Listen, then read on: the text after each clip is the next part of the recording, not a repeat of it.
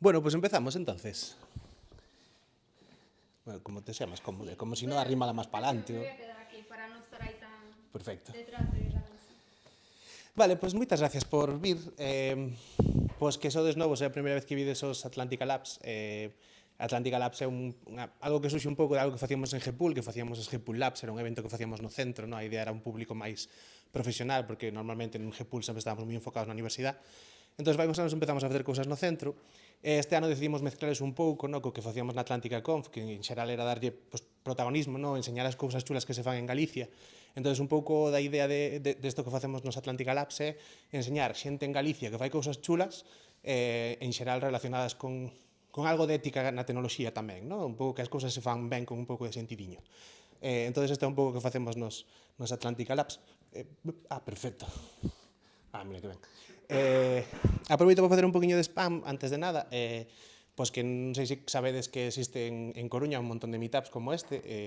Básicamente estamos agrupando en Coruña Tech, ¿no? Que é unha especie de marca ou algo parecido que estamos, bueno, intentando reflotar, pero que sepades que hai un montón de comunidades en Coruña facendo cousas. Entonces, igual que nos facemos charlas, todas estas comunidades fan eventos todas as semanas. De feito, se non me equivoco, mañá hai charla tamén de GPUL e hai un open space tamén de varias comunidades. Entonces, bueno, pois animarvos a apuntarvos e a ir a estos eventos. Aproveito tamén para dar moitas gracias outra vez a Deus por deixarnos o espacio que temos, que mola un montón, unha semana máis, e por poñernos cervezas e pinchos que tenemos despois. Así que mil gracias a Deus, e aproveitamos para deixar, bueno, botalle un ollo a súa web. Están contratando para variar, así que animarvos a que vos apuntéis. Pouco máis, deixo vos hoxe con Paloma. Mil gracias, Paloma, por deixarte liar unha vez máis. Así que así dá gusto contar cousas que eu teño moita curiosidade por ver o que conta. Así que nada, moitas gracias. Non sei, isto es un... Lo engancho. Como te resulte máis cómodo. Vale. Si quieres te lo pongo yo, como prefieres tú.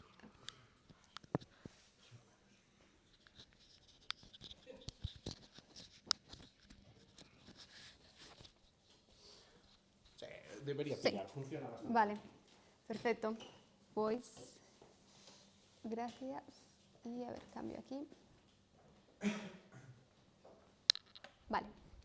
Bueno, pues gracias por la introducción y por haberme invitado a dar una charla. Me hace mucha ilusión. Y bueno, esta charla va a ser un poco distinta, por así decirlo, porque voy a explicar un poco en qué estoy investigando. Entonces no es como una charla así muy técnica de lo que hago en mi trabajo, cómo usar una herramienta, pero sino un poco cómo se ve trabajar con tecnología desde el punto de vista académico. He llamado a esta charla Desde las palabras a la sabiduría y detección de discurso de odio en la era de los grandes modelos de lenguaje, porque mi tesis va sobre la detección de discurso de odio en redes sociales. Entonces, una introducción rápida de quién soy. Pues me llamo Paloma, soy de aquí de A Coruña, y estudié el grado de informática y el máster, el MUEI, también aquí en Coruña. Tengo experiencia trabajando en empresas privadas, más de 5 años, de los cuales trabajé sobre todo en backend con Java, y cerca de 4 años estuve trabajando en el extranjero en una empresa de Viena. Y en cuanto terminé, bueno, me surgió una oportunidad, una beca Marie Curie, que básicamente te piden un requisito de movilidad, que lo cumplía por estar trabajando en el extranjero. Apliqué, tuve la suerte de que me la dieron y volví aquí a Coruña, y lo que me hace bastante ilusión. Y nada, ahora mismo me dedico sobre todo a la investigación, pero bueno, siempre hay unas horas de docencia, y entonces también doy alguna asignatura en el grado de Ingeniería Informática. Ahora mismo también estoy colaborando pues, con industrias como puede ser la empresa Imagine, que es una empresa en Santiago que se dedican a hacer procesamiento del lenguaje natural, sobre todo traducción. Y también he ido a laboratorios en Colonia y en Nimega, que está en Países Bajos. Y bueno, como mencionaba, ahora estoy haciendo el doctorado. Vale. ¿Qué vamos a ver en esta charla? Pues primero voy a introducir qué es realmente el discurso de odio, cómo se define, cuáles son las barreras que tiene a la hora de detectarlo, de dónde partimos y lo que introducen los LLMs a día de hoy y que han hecho que cambie la forma de detectar discurso de odio. Y para esto voy a presentar pues, 3 trabajos de investigación que he realizado. Uno es destilación de conocimiento, otro es RAG para In-Context Learning, que ya introduciré estos términos más adelante, y otro son sesgos y cómo mitigar estos sesgos que nos podemos encontrar en los LLMs. Y para finalizar, pues un pequeño resumen. Entonces, ¿qué es hate speech o discurso de odio? Pues es cualquier ataque o cualquier comunicación que discrimina a alguien por su razón de ser, es decir, cualquier característica propia que tenga, pues como puede ser su género, su color de piel, su etnia y demás. Y puede darse de una forma pues, muy explícita, como es un ataque o un insulto directo a una persona, o formas así muy implícitas, pues como un estereotipo, sarcasmo o lenguaje así que está pues como codificado y muy escondido. Y no solamente, como podemos diferenciar este tipo de discurso de odio explícito e implícito, no solamente las palabras que usa, sino todo el contexto en el que se da, la intención y las diferencias de poder que hay cuando tú dices cualquier cosa.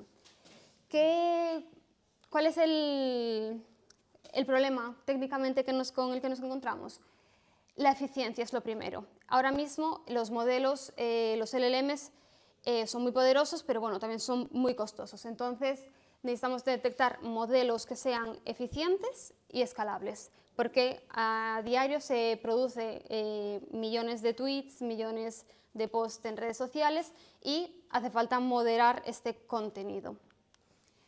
Algo muy importante también es la explicabilidad. Normalmente cuando un modelo es una caja negra y no sabemos qué está pasando, tenemos un problema normalmente. Si viene un tema de auditoría o para poder una persona saber, vale, ¿por qué han quitado mi tweet si simplemente estaba contando lo que me pasó hoy, no estaba ofendiendo a nadie? Necesitamos esta explicabilidad. Y necesitamos también que sean modelos robustos, que si tú incluyes un idioma nuevo o si el lenguaje evoluciona, que sean robustos y se puedan adaptar a esto. Y también necesitamos que sean modelos justos, es decir, no queremos que sea un modelo que penalice ciertos dialectos o que no detecte que cierto discurso de odio está atacando a una minoría cuando realmente lo está haciendo. Vale.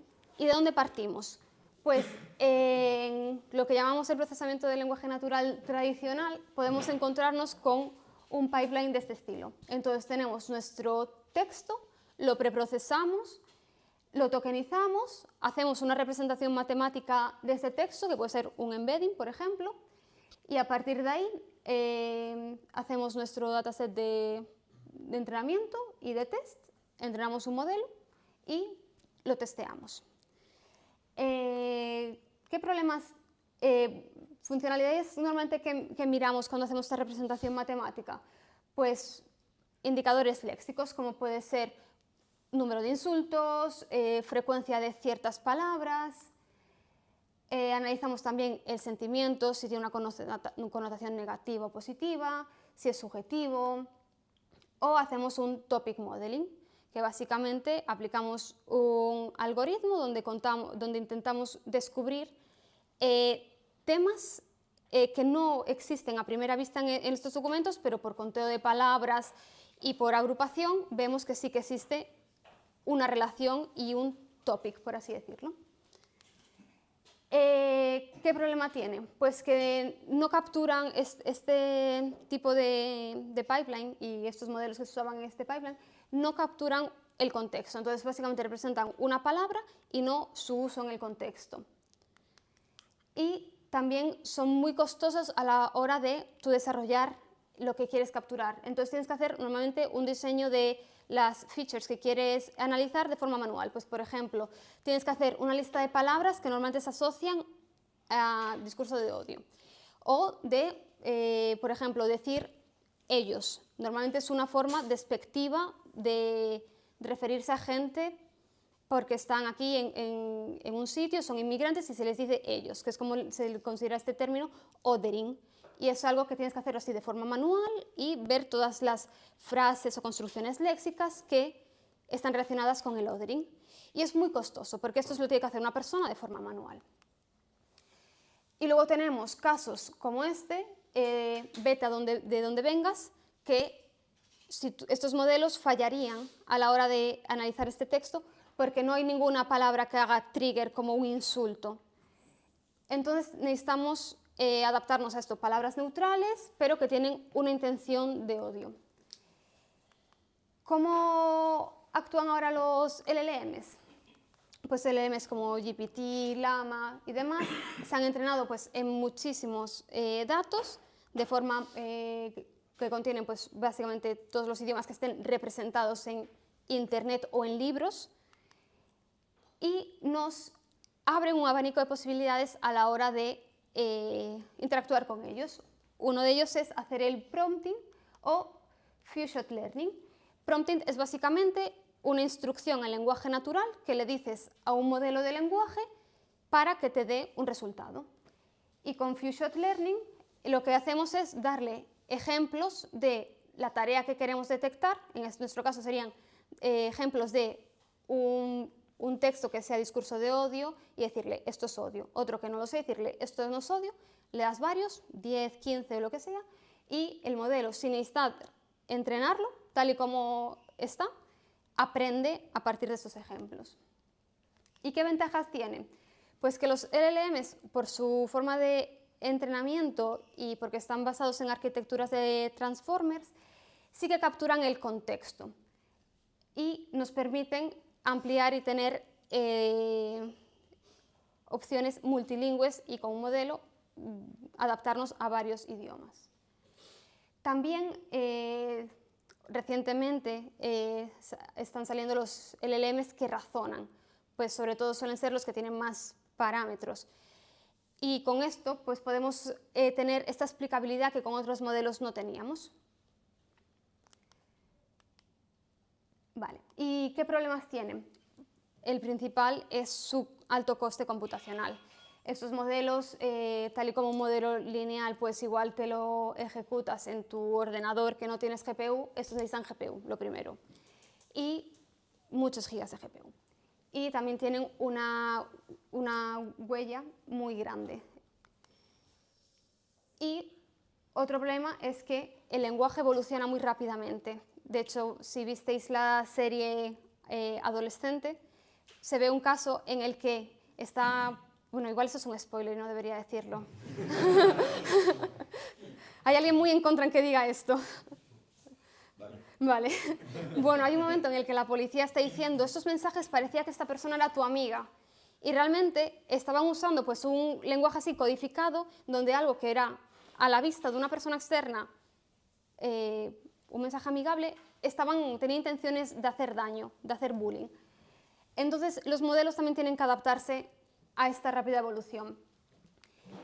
Y claro, cuando tú entrenas un LLM, no lo entrenas en 5 minutos, lleva horas, incluso días, dependiendo de la técnica que apliques, los datos que tengas y demás. Entonces, queremos que una vez que entrenemos un LLM, no decir a la semana, uy, hay que volver a entrenarlo, volver a desplegarlo, y tenemos que buscar también formas para adaptarnos a esto. Vale. Ahora voy a empezar a explicar 3 investigaciones para intentar solventar un poco y adaptarnos a estos problemas. Vale. La primera es destilación de conocimiento. La idea fundamental es hacer que un modelo grande, pues por ejemplo un modelo de 70 billones de parámetros, transfiera sus capacidades a uno más pequeño, que podría ser uno de 8 billones, que sigue siendo grande, pero bueno, o incluso a uno más pequeño. El objetivo de esto es básicamente tener modelos más eficientes, poder desplegarlos y poder usarlos pues, en el día a día. O que una empresa pueda decir, vale, lo despliego y este modelo sí que es factible para usar. Vale. Entonces, como comentaba, vamos a tener un modelo que es el profesor, el teacher, que va a transferir su conocimiento a uno que es un modelo que sea más pequeño, que lo vamos a llamar el modelo estudiante. El resultado que nos va a dar esto va a ser tener un modelo más pequeño, que va a ser en inferencia mucho más rápido. ¿Qué significa esto? Que yo cuando le haga una consulta y le ponga mi prompt, ¿es esto hate speech? Más rápidamente me devuelva la respuesta, que nos cueste económicamente menos, porque al necesitar menos recursos va a ser mucho más barato su despliegue y que obtenga un rendimiento, esperemos que cerca del modelo del que está aprendiendo, de su profesor. Vale.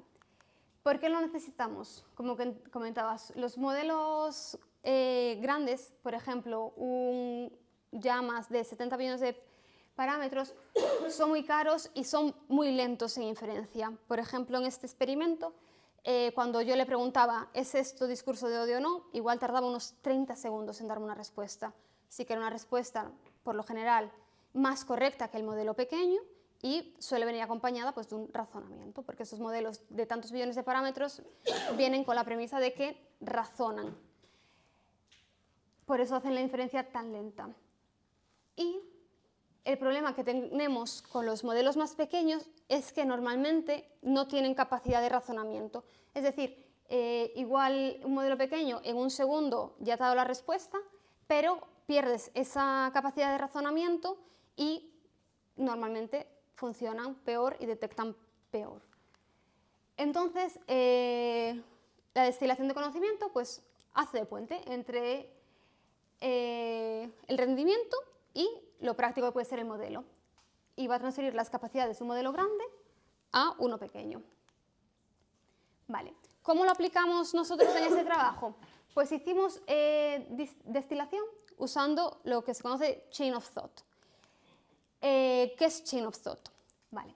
Es una técnica de prompting en la que le estás pidiendo al modelo que genere los pasos intermedios que le llevan a dar una salida. Entonces, en vez de decirle, ¿es esto discurso de odio o no?, que te diga sí o no, te va a explicar paso a paso por qué lo es. Y puede ser tan sencillo esta técnica como añadir en el prompt al final de todo, let's think step by step. Con añadir esas palabras ya se considera que estás usando Chain of Thought. Luego, cuando tú generas estos datos, vas a tener no una respuesta, sino vas a tener un razonamiento paso a paso. Vale, entonces, ¿qué hicimos?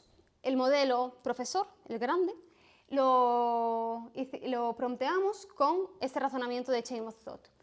Y conseguimos tripletas, que son el texto de entrada, que es nuestro mensaje que puede ser discurso de odio o no, la explicación paso a paso que nos da el modelo grande y una etiqueta, que le llamamos la gold label, que es básicamente, ¿es hate speech? Sí o no. Y con esto, generándolo una vez para los datos que teníamos, ya teníamos todo el conocimiento, estamos extrayendo el conocimiento de nuestro modelo profesor. Luego, el modelo estudiante, el pequeño, lo entrenamos con este conocimiento y básicamente hacemos lo que se conoce como un fine tuning con el LMS, y es básicamente iterar sobre los datos y decirle, este texto, el modelo profesor dijo que era este razonamiento, esta etiqueta. Para este texto, este razonamiento, esta etiqueta. Y más o menos lo que hicimos se ve en este gráfico. No sé si veis el cursor, se ve más o menos, ¿no? Vale. Entonces tenemos aquí un dataset de discurso de odio con datos etiquetados de forma binaria, sí o no. Entonces, lo primero que hicimos fue, con el modelo grande, usando Few-Shot Chain of Thought, pedirle que nos generara la explicación y la etiqueta. Y luego todo esto se lo dimos al modelo estudiante, que fine-tuneamos y acabamos con nuestro modelo destilado, se llama. Los resultados. Pues obtuvimos unas métricas muy competitivas, la verdad. La precisión a la hora de clasificar el discurso de odio era mejor en el modelo pequeño. Igual esto suena un poco raro vale, ¿cómo es posible que si estamos entrenándolo con el conocimiento del modelo grande tengamos un resultado mejor en precisión? La diferencia aquí se la atribuimos a que el modelo profesor lo usamos en su forma base. Es decir, no lo entrenamos, simplemente el conocimiento que tenía se lo extraímos. Y al modelo pequeño sí que teníamos unos datos etiquetados y lo entrenamos sobre esos datos. Y al hacer el fine tuning vio muchos más datos y aprendió esa tarea mejor. Entonces la precisión aumentó. Y también hicimos un análisis de la calidad de las explicaciones. Entonces, 3 anotadores cogieron una muestra representativa de los datos y etiquetaron manualmente si era correcta la explicación que daba y si era también completa. Y vimos que era prácticamente igual de completas y correctas que las explicaciones que nos estaba dando el modelo Teacher. Y ganamos también en eficiencia e interpretabilidad, porque ahora tenemos en el modelo pequeño una inferencia mucho más rápida de la calidad del modelo que, como mencionaba, tardaba 30 segundos y ahora tardaba pues un par de segundos y una huella mucho menor.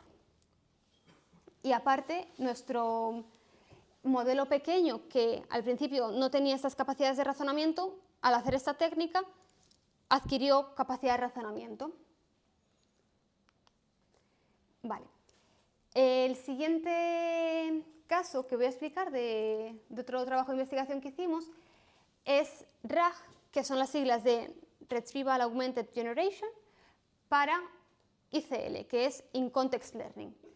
Entonces, básicamente, el objetivo que queríamos conseguir aquí era obtener ejemplos de hate speech de forma dinámica para así poder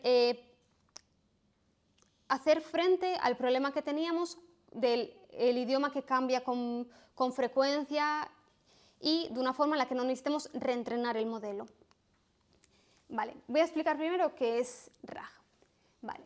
RAG es una técnica que les permite a los LLMs incorporar información externa que no existe dentro de su modelo de una forma, a partir de una base de datos, por ejemplo. Entonces, obtenemos documentos relevantes o ejemplos, se los inyectamos al modelo en su contexto o en su input o en su prompt y con esta información que va a tener el LLM va a generar respuestas empleando esa información, no solamente su información interna del modelo, sino con información externa. Entonces el objetivo es enriquecer a estos modelos pues, con información actualizada, externa, o puede ser incluso información que sea de tu empresa y que no pueda existir fuera, y que sea conocimiento verificable. Eso es bastante importante porque si os dais cuenta, ahora cuando usamos ChatGPT o cualquier modelo, están entrenados hasta una fecha. De hecho, hace 4 días, Mistral, que es también uno de los modelos grandes que están basados en Francia, publicó unos modelos nuevos y en uno de sus prompts pone: tengo información hasta octubre del 2023 o algo así. Y, jolín, es de hace 2 años. O sea, es muy complicado. Llegar a un modelo para entrenarlo con esos datos es muy costoso. Acaba de salir un modelo entrenado con datos de hace 2 años. No digo que sea así con todos los modelos, pero puede darse el caso.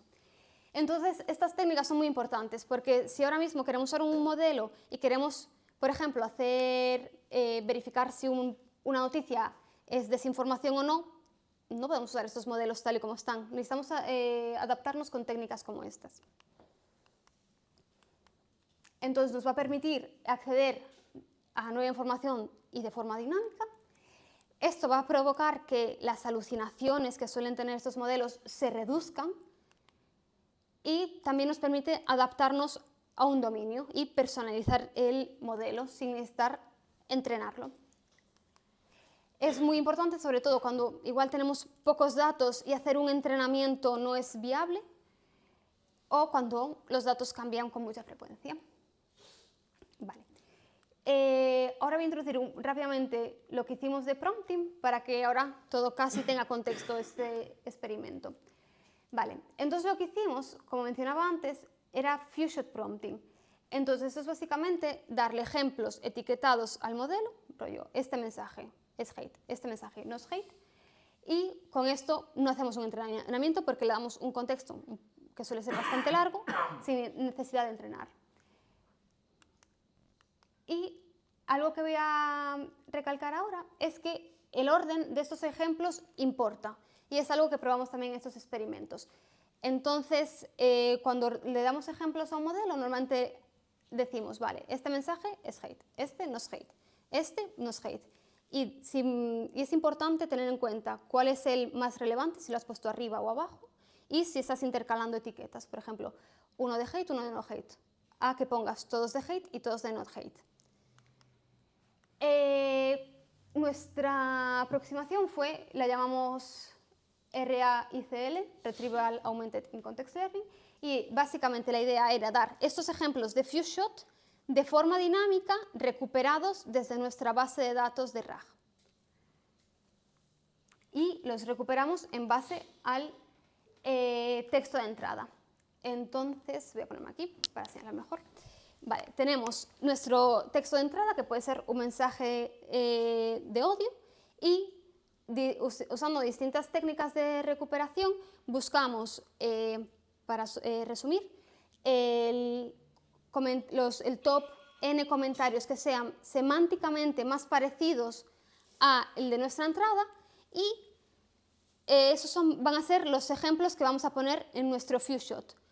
Y luego, en este prompting, probamos distintas combinaciones. ¿Qué pasa si pongo el que es más parecido de primero y el menos parecido de último? ¿Qué pasa si pongo entre nuestro top 10, por ejemplo, que son en teoría 10 muy parecidos todos? ¿Qué pasa si pongo el top 10 de primero y el top 1 de último? ¿Qué pasa si pongo el primero con la etiqueta hate de primero, el primero con la etiqueta no hate de segundo, etcétera? Y probamos así distintos escenarios. ¿Qué vimos? Que cómo se construye el prompt es muy importante. Normalmente cuando tenemos un prompt, por ejemplo, si abrimos ChatGPT, escribimos un mensaje entero diciéndole todas las instrucciones. Pues si hacemos esto igual con estos modelos y ponemos, ¿es esto hate speech? Aquí tienes unos ejemplos y le pones la lista de ejemplos, funciona peor a que si tú simulas turnos de conversación. Es decir, le dices, mensaje 1, has dicho que es hate. Mensaje 2, has dicho que no es hate. Entonces, cuando haces lo que llamamos turnos conversacionales, mejoran mucho los resultados en la hora de clasificar. Como comentaba, el orden de los ejemplos es muy importante. Mi primera intuición a la hora de hacer esto, vale, recupero el top 10 y hago mi turno de conversación. El primero el más parecido, el segundo, el tercero, el cuarto.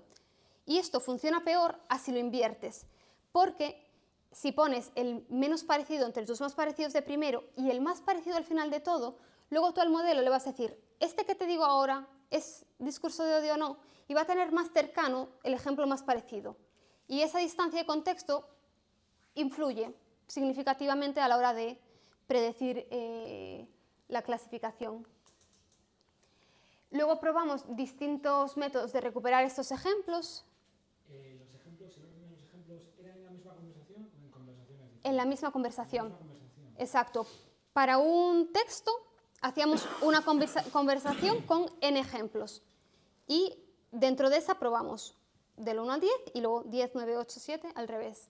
Pero siempre cada texto aislado en una conversación. Luego, cuando pasamos al siguiente texto de entrada de nuestro dataset, sí que iniciábamos una conversación nueva. ¿Era por si en las siguientes conversaciones tenían acceso a información anterior? No, claro. ahí no, ahí aislamos. Cada texto lo estamos tratando de forma aislada. ¿Cómo de largos eran los mensajes? ¿De cuántos toques estamos hablando? Pocos. Utilizó un dataset con datos de Twitter, sobre todo. Había también algún comentario de Reddit. Y oscilan pues los 280, 300 tokens o así. Eso también voy a comentar ahora sobre la longitud del contexto. Bueno, sobre el método de recuperación, cuando en recuperación de información hay pues dos métodos, pues recuperación densa o sparse. Vimos que cuando se recuperaba por similaridad semántica funcionaba mejor que cuando lo hacías pues, por keyword matching, que es un poco la intuición también. Y algo importante es que aquí probamos bastantes, bueno, 4 o 5 modelos de distintos números de parámetros y vimos que los modelos pequeños, es decir, los que tienen pues 1 billón, 2 billones de parámetros, cuando añadías un ejemplo mejoraba la clasificación, pero cuando añadías 10 empezaba a empeorar y esto se pronunciaba si añadías 20 ejemplos. Pero los modelos que tenían más parámetros, por ejemplo 70 billones de parámetros, sí que cuantos más ejemplos le añadías, veías cómo iba mejorando su clasificación. Eso es un poco porque cuando el modelo tiene menos parámetros, su contexto, su longitud de contexto es más pequeña. Entonces va a perder el foco y no le beneficia. Pero algo con lo que nos quedamos también es que para el modelo más pequeño que probamos, que fue un QWEN de 3 billones de parámetros, añadir un solo comentario que es muy relevante mejoraba al modelo, que era un llama de 70 billones de parámetros, cuando no le dabas ningún ejemplo.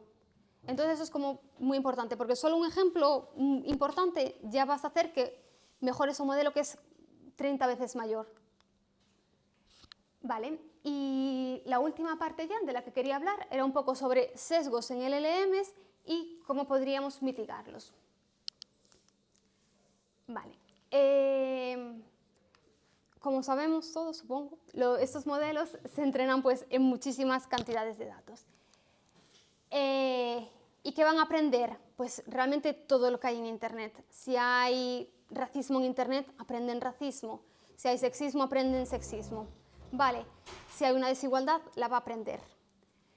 Entonces pueden también aprender como características culturales o sesgos demográficos que pueda existir en los datos. Y estos sesgos pueden hacer que la performance del modelo varíe. Entonces puede tanto no detectar correctamente un discurso de odio que va hacia una minoría, porque no tenía datos de esto, o representar mal a lenguas minoritarias como podría ser el gallego.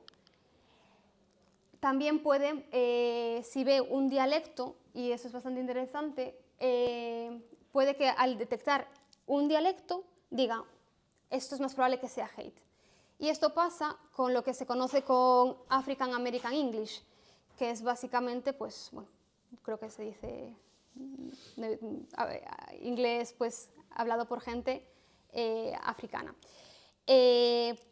Pues palabras que usan, pues normalmente en estos datos se tiende a clasificar un post como hate así lo formalizas en inglés británico. Y eso es una desigualdad y un sesgo que tienen estos modelos. Vale. ¿Qué puede pasar y qué tiene que ver con la detección de discurso de odio? Pues que igual, si el modelo sabe que perteneces a cierta demografía o o eres de un género u otro, puede cambiar su percepción de lo que es hate speech o no. Y bueno, un modelo que no es justo es tan peligroso como uno que no es preciso. Vale. Recientemente ya no, pero ChatGPT hace, no sé, creo que un año ya, tiene personalización. No sé si os disteis cuenta. Tú si vas a los ajustes de ChatGPT puedes ponerle qué nickname quieres que use o de dónde eres y demás. Y estos datos no solamente los puedes poner tú de forma manual. Si tienes la personalización por defecto, es así, activada, a partir de tus conversaciones puede sacar estos datos y recordarlos en futuras conversaciones tuyas. Entonces, pensando en esto, dijimos, vale, si yo pongo un mensaje de hate speech y sabe que soy una mujer que vive en España de 29 años, etc., va a considerarlo igual ese mensaje de hate speech así la persona que está interactuando con ese modelo lo identifica como un hombre de Afganistán. Y esta era la pregunta sí que nos hacíamos. ¿Cómo miramos esto con los LLMs? Pues usamos una evaluación que se conoce como user personas. No sé si trabajáis no sé si hay un diseñador gráfico por aquí o si trabajáis con alguno, es un concepto que conocen porque viene de allí. User personas básicamente caracterizar a alguien, pues normalmente en diseño, para decirle, vale, tenemos a nuestro potencial cliente Paco que tiene 37 años, es funcionario y va a usar la aplicación que estamos desarrollando. Es básicamente esto. Pues este concepto ahora se está utilizando mucho con los modelos de lenguaje. Entonces, básicamente, se diseñan personas con características Entonces nosotros diseñamos personas con aspectos demográficos. Entonces, como persona de España, de Reino Unido, de Afganistán, de Nigeria, etc. Hicimos este prompt y le dijimos, ¿es esto hate speech o no? Y miramos, vale, ante el mismo texto me va a dar 2 respuestas distintas el modelo. Y si me da 2 respuestas distintas, significa que hay un sesgo ahí en el modelo, porque debería ser neutro. Y estos sesgos pues no es ruido, son inconsistencias sistemáticas y que realmente no deberían existir. Vale, entonces básicamente esto fue lo que hicimos. ¿Cuáles fueron los resultados? Que en efecto, en los modelos que probamos, que fueron uno de Mistral, otro de Llama y un Gema, vimos que había inconsistencias y que la clasificación cambiaba. Y casualmente solía no detectar que un texto era discurso de odio en países que se asocian a que no son el referente cultural, por decirlo suave. Y bueno, es algo que deberíamos evitar. ¿Qué hicimos?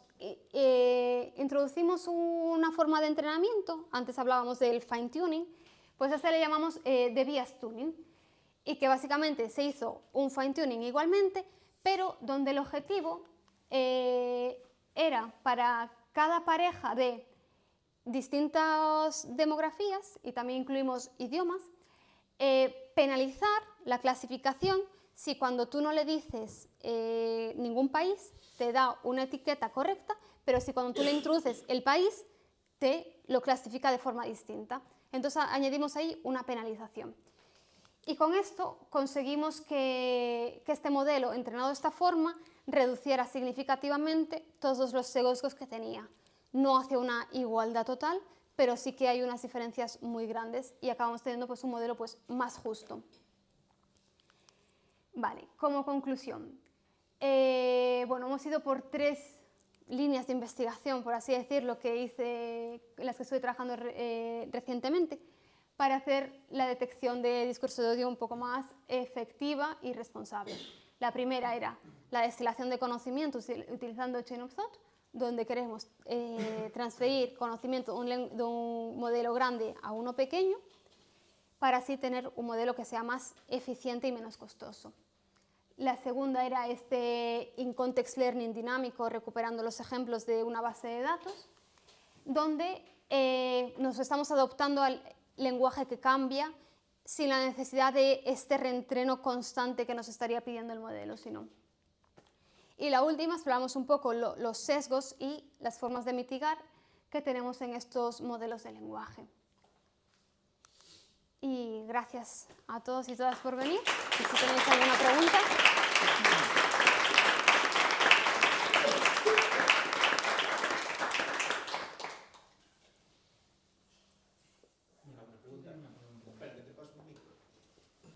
Así queda grabado también. Gracias. Mira, no sé si sabes el caso de Taylor Swift, lo leí hoy en el The Guardian.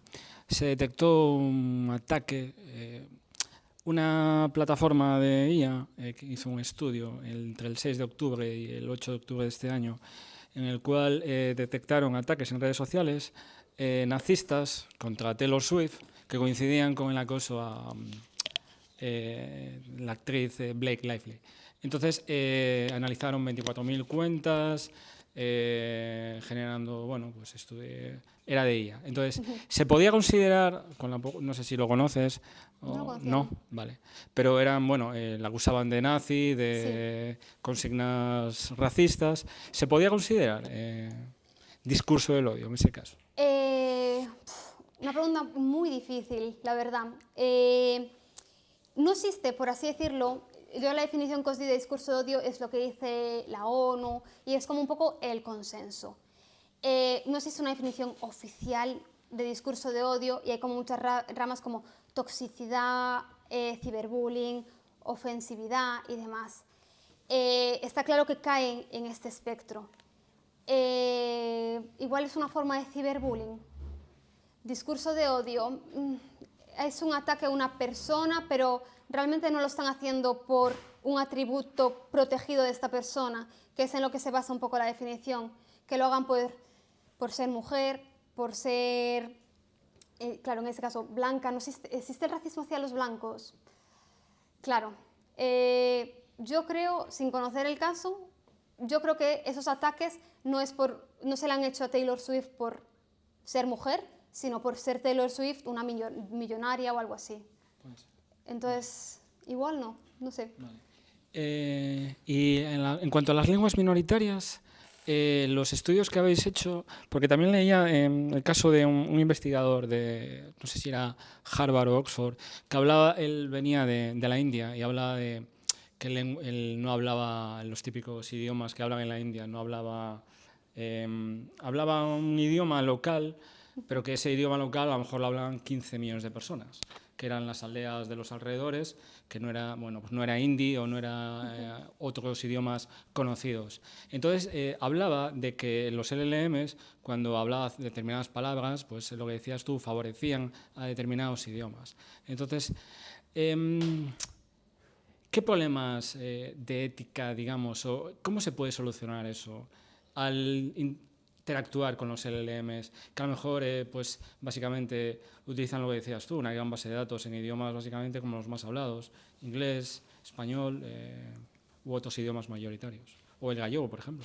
Pues es realmente un problema porque normalmente los LLMs, si probáis, bueno, ChatGPT habla bastante bien gallego, la verdad, pero ha ido mejorando, pero sí que hay otras lenguas que igual no existen datos públicos en la web y no se han podido nunca entrenar con eso, porque igual la documentación escrita que hay de estos idiomas, pues es un libro en la biblioteca de ese pueblo o algo así, ¿sabes? O documentos ahí, y es sobre todo el hablado. Entonces, claro, esos idiomas nunca vas a saber hablarlos. Normalmente suele contestarte con el idioma como más cercano también. Antes, hace un año o así, o año y medio, si hablabas en gallego a un LLM, te contestaba en portugués, Sí. porque era un poco la lengua más cercana. Entonces, va un poco por ahí. ¿Cómo solucionarlo? Yo creo que hace falta tener datos y gente pues, que tenga el esfuerzo de adaptar estos modelos a las lenguas minoritarias. Yo ahora de primeras no sé si hay una forma de adaptar un LLM a una lengua sin tener datos. Claro, en es que esos datos de esas lenguas, la mayor parte eran orales, Claro. transmitido por gente Sí. mayor o gente joven, que claro, no hay investigadores o gente que digamos lo pueda trasladar a Claro, la web. Pues no sabría yo ninguna forma, ni sé si hay, sin tener el texto escrito o hacer una conversión y hacer un entrenamiento para poder usar estos datos y que aprenda la lengua. Hay mucho conocimiento que no está en Internet. Sí, sí, sí. Sí, o sea, estos modelos al final se entrenan pues muchísimos libros. Si tú empiezas a decirle a un modelo, bueno, ahora tendrán pues safeguards y demás, pero empieza a escribir el Quijote, te lo completa. Se ha entrenado también con libros, con propiedad intelectual privada. Ahí hay mucho a hablar de que está bien. Que los tienen conocido a Perplexity, a OpenAI. Sí, sí, es un tema interesante. Sí. ¿Alguna pregunta más? Sí.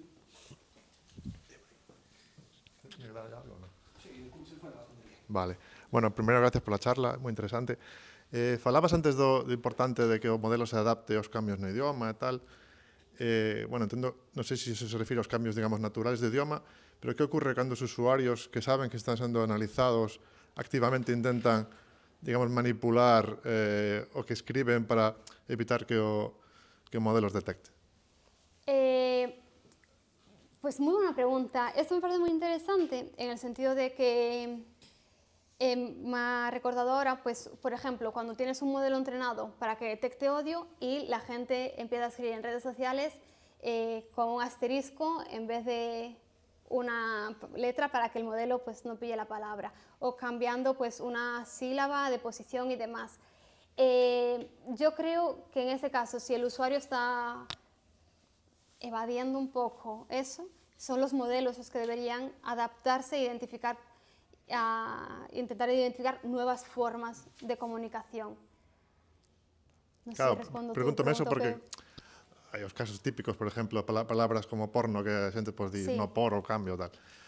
Pero se os usuarios son conscientes do sofisticado que é o modelo, tamén van a intentar ser máis sofisticados a hora de intentar sortealo, supoño. Non sei Sí, se hai solución a eso, se os modelos son capaces de reaccionar bastante rápido como para detectar estos cambios no. pues la verdad es que no he hecho ninguna prueba de eso, de probar cómo si haces este tipo de trucos para el modelo, de ver cuánto falla o cómo cambia, pero no sabría qué decirte. Yo creo que sí, habrá casos en los que lo sortees y dices, ah, me salí con la mía, y otros en los que no.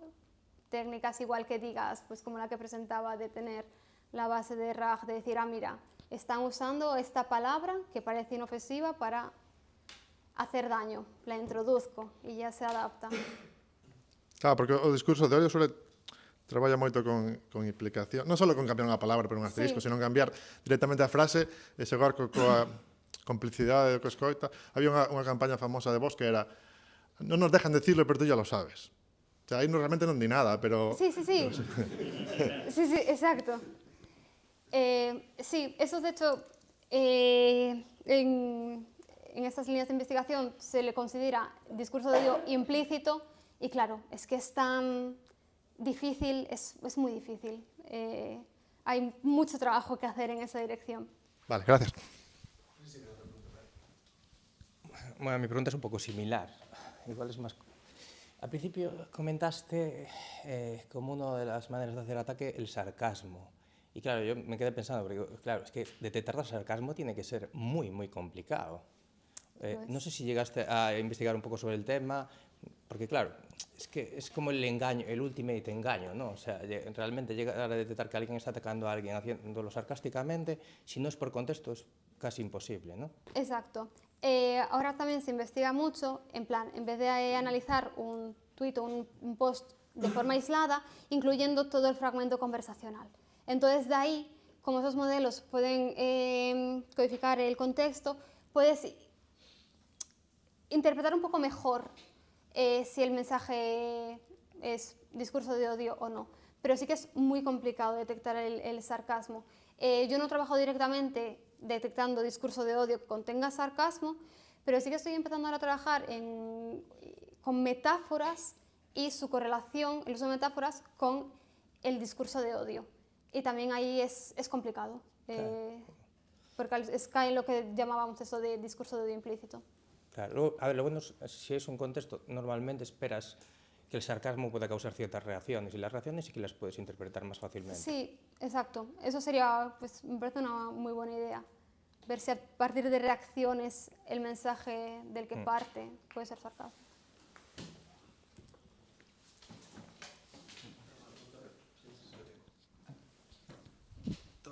Gracias. Bueno, felicidades por los estudios. Yo quería saber, el tamaño del dataset en la destilación, aproximadamente, ¿de cuántos elementos era? Pues generamos, no era muy grande, generamos con el modelo, eran 5.000 o 6.000 casos, teniendo en cuenta... ¿Hicisteis una comparación con 1.000 de estos resultados con 2.000, es decir, más o menos para saber cuánto era de influyente el tamaño del dataset? No, la verdad es que no. Generamos el razonamiento para este bloque y luego evaluamos en otro subset de unos 2.000 y ahí probamos solamente con eso. Pero sí que es algo interesante ver cuánto mejoraría si le das más datos y puede aprender con más ejemplos y más variedad. Y por otro lado, me gustaría saber cuál es el límite de pequeño que puede ser el modelo, porque, por ejemplo, Gemma tiene unos muy pequeñitos y ¿cuándo ya veis que era demasiado pequeño para que pudiese mejorar con la destilación? Pues aquí el que probamos era un llama de 8 billones de parámetros, pero sí que creo que el Gemma que hablas es el de 1 billón de parámetros. Hay uno incluso más pequeño, sí. Sí, y también tiene llama uno de 1 billón de parámetros. Creo que el mínimo que necesitas para que puedas generar un razonamiento y una cantidad de tokens coherentes es 3, 4 billones. Si no, es que generan basura. No puedes decirle, hazme un razonamiento tampoco te aprenden estos, cuando haces razonamiento, normalmente hay unos tokens que suele ser think, donde ahí quieres que haga el razonamiento y luego una estructura. Entonces, tienen que aprender no solamente a razonar, sino a generarlo de esta manera estructurada. Y eso también le cuesta mucho. Y no lo digo porque a partir de ese tamaño empiezan a poder ejecutarse en máquinas mucho menores. Y entiendo que habéis hibridado los dos primeros casos, es decir, utilizar el modelo destilado dentro del RAG. No, no lo hemos probado. Han sido trabajos independientes. Vale. Pero sí que sería interesante probar así cuánto mejora meterle al RAG a un modelo que ya ha sido entrenado para detectar odio. Y ya la última. Los elementos, creí entender que los chunks del RAG eran conversaciones completas. No, son mensajes individuales de redes sociales. Entonces, cada uno se computó en la base de datos y recuperabas pues, el top N mensajes. Pero entonces no conformaban una conversación, sino eran conjuntos de mensajes Exacto, de nosotros. exacto, Vale. pares de mensaje 1 y la etiqueta. Mensaje 2, que puede ser algo totalmente distinto, pero bueno, semánticamente parecido por el método de recuperación, y la etiqueta ese mensaje. ¿Y aproximadamente qué tamaño también en elementos? Pues probamos con... Perdón, ¿cuántos elementos había en Del la RAG, del RAG. Del RAG, 1 millón teníamos en la base de datos. Bien, y una última, perdón, es que...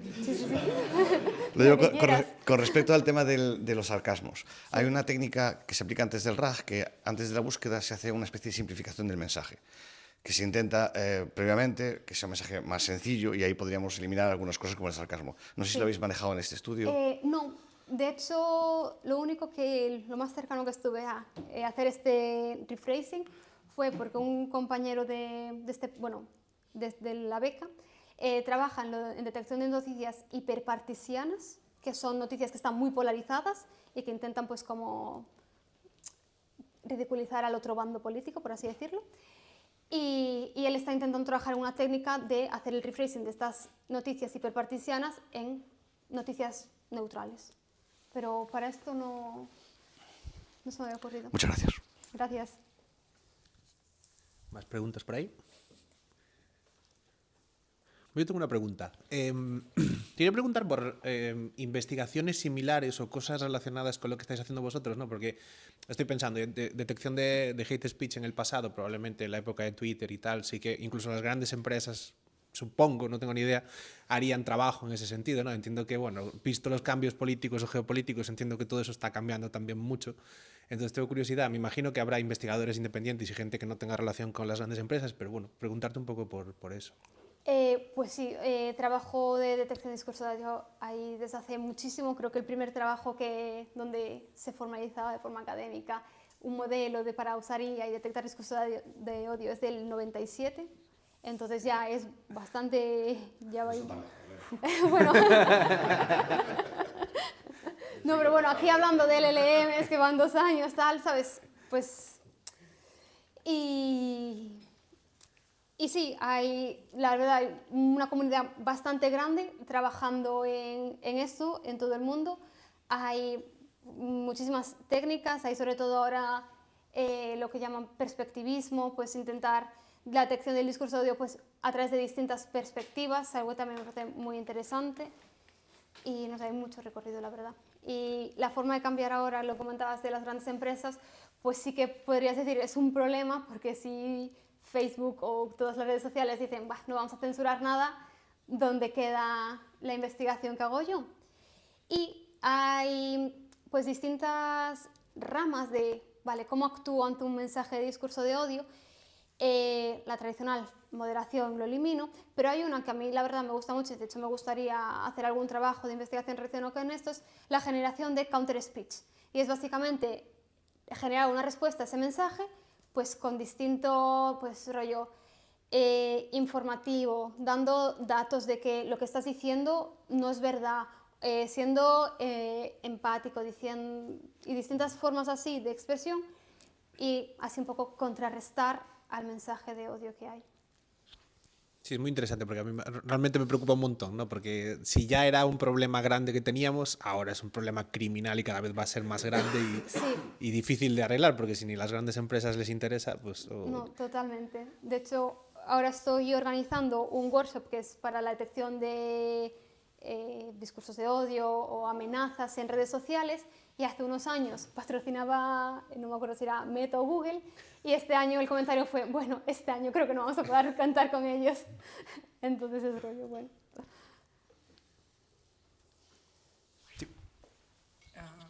Mira, tenía otra pregunta. Antes, las 3 investigaciones entiendo que son utilizadas mediante modelos que están basados en transformers, ¿no? Sí. Vale. No sé si conoces la nueva plataforma Baby Dragon Hatchling. No sé si la conoces. No. La desarrolló Jan Jogorowsky, montaron una empresa, es una startup llamada Pathway, en la que, bueno, básicamente mejoran los resultados de los transformers, y es una evolución en la que en vez de hacer una red neuronal, pues digamos que le dan conocimiento a cada neurona de forma individual y, bueno, tratan de que sea más eficiente. Es bastante reciente, sacaron un paper hace cosa de un mes. La pregunta sería si se podría aplicar en el futuro, pero claro.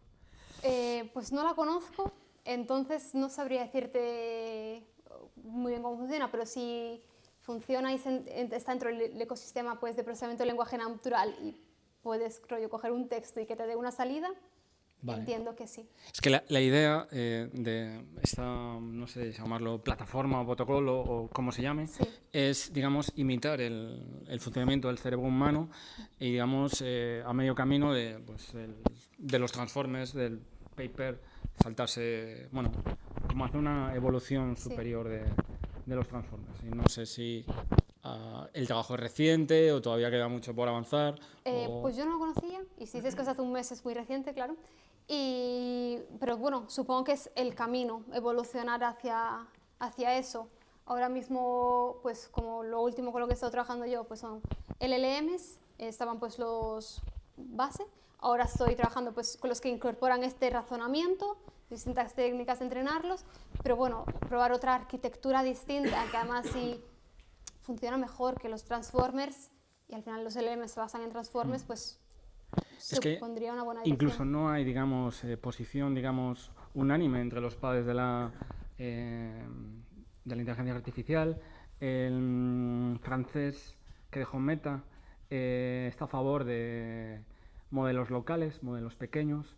Y sin embargo, por ejemplo, Meta está invirtiendo millones de billones de dólares para trabajar modelos grandes, y cuanto más grandes, mucho mejor. Y es como que la industria va por ese lado, y sin embargo hay otro lado de científicos que apuestan por todo lo contrario, en modelos pequeños, modelos en local, que dicen que son más eficientes. Entonces, ¿qué postura es la correcta?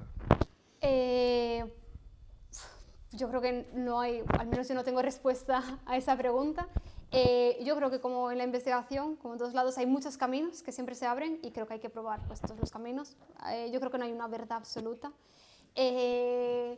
Ahora mismo pues el trend es usar los LLMs, igual cuando el paper que comentas igual coja popularidad, va a ser probar esa nueva arquitectura. Y no creo que haya una verdad absoluta ni algo que sea mejor que otro. Yo creo que pueden convivir. Okay, muchas Pero gracias. a nivel eficiencia, por supuesto que los modelos grandes no me parece que sean la solución definitiva, porque bueno, es que son... Aprovechan mejor los chips, sí, menos recursos, menos huella de carbono, son más eficientes. exacto. En teoría. Espero que sea una última pregunta, no sé. Cuando analizaste el bias por defecto que tenían ciertos modelos, me pregunto si llegaste a analizar por casualidad Grok. Porque no sé por qué me da la intuición... No, analicé pues Nemo, que es un modelo de Mistral, Llama, Gema, en 2 tamaños, el Gema, y Pi, bueno, Phi. Vale, era una curiosidad, simplemente. Pero no, creo que me da la intuición de que, pero de que es el que más... creo que estaría en la línea, sí, así también.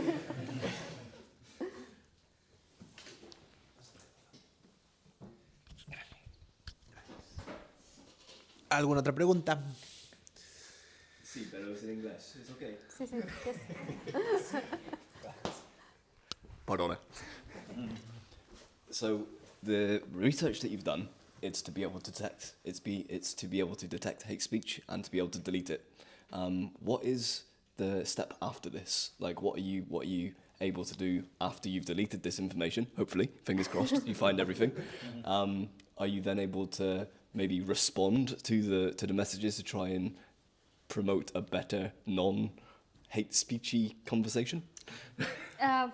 Yeah, correct. So I think the idea is to, well, there are like different paths on what to do if you detect hate speech. So one is like you mentioned, like remove it, but there are some people saying that this goes against freedom of speech. So I think the one that I mentioned is like generating counter speech would be, I think, a good approach, and it's like something that I really would like to try. I'm not sure if I'm going to be able to do it within my thesis, because I am finishing in 1 year, hopefully, but it's something I would like to do afterwards, for sure. Genial. ¿Algo más? Pues mil gracias, Paloma, por venir.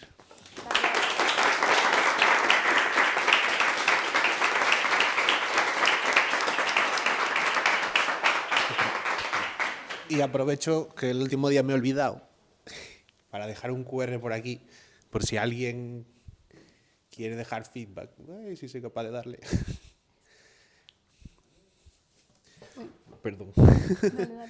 Bueno, en algún sitio tengo el ratón, no lo he perdido. Ay. Sí, pues que no sé si puedo. Ah, igual me lo he pasado por ahí. Sí, se me ha pasado. Ay, se lo puedo sacar yo último. Ahí está. Ahí, perfecto. Si alguien quiere dejar feedback, bienvenido sea. Mil gracias a todos.